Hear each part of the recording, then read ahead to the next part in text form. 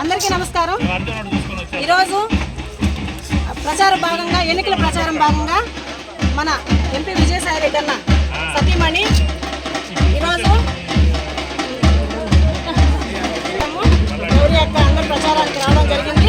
అయితే ఈరోజు ప్రజలందరూ కూడా జగనన్న ప్రవేశపెట్టినటువంటి సంక్షేమ పథకాలకే ఆకర్షితులయ్యి ఈరోజు బ్రహ్మరథం పడుతున్నారు.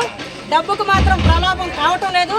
అలా డబ్బుకు ప్రలోభం అయ్యేపట్టయితే ఈరోజు అంబానీ 2 సంచులు తీసుకొని వచ్చి ఒకేసారి ఎమ్మెల్యేనో లేకపోతే ఎంపీనో సీఎం అవుతారు. కానీ అది కాదు.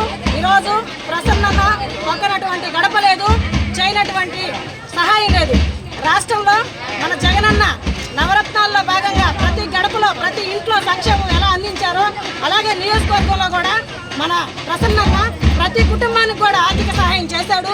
ప్రతి కుటుంబంలో కూడా వాళ్ళ కష్టాలను తెలుసుకున్నాడు, వాళ్ళకి అక్కడే పరిష్కారం చేశాడు. ఆయన ఒక నాయకుడు కాదు, ఒక సైనికుడిగా ఈరోజు ప్రజల్లో ఉండిపోయాడు. ఈ రోజే కాదు, ఏ రోజు వచ్చినా సరే ప్రసన్నన్న కోవూరుకి శాశ్వతమైనటువంటి ఎమ్మెల్యేగా నిలుస్తారని కూడా ఈరోజు మేమందరం ప్రజలు నమ్ముతున్నాము. కాబట్టి రాబోయే ఎలక్షన్లో ఈరోజు జగనన్న 10 బటన్లు నొక్కాడు ప్రజల కోసం. 2 బటన్లు ఖచ్చితంగా మేము జగనన్న కోసం ప్రసన్నన్న కోసం కూడా నొక్కుతామని మేము కూడా గర్వంగా చెప్పుకుంటున్నాము.